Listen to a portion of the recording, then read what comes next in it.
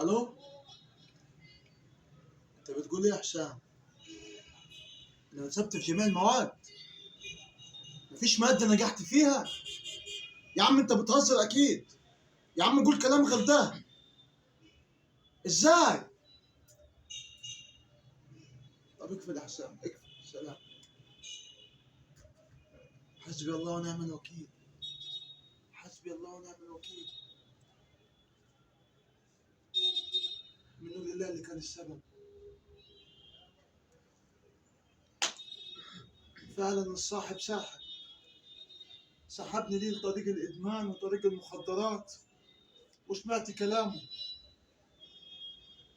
الذنب مش ذنبي، الذنب ذنب الشيطان اللي غواني وخلاني سمعت كلامه.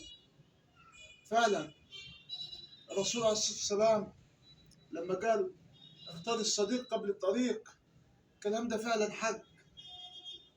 بس انا لازم ابعد عنه ومش همشي معاه تاني، لان هو اللي سحبني لطريق الادمان وخلاني اهملت في دروسي واهملت في مذاكرتي.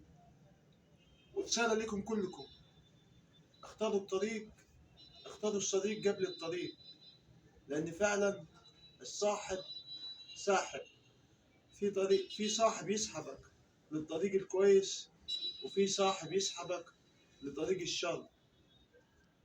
خلي بالكم في اختياركم لاصحابكم. السلام عليكم.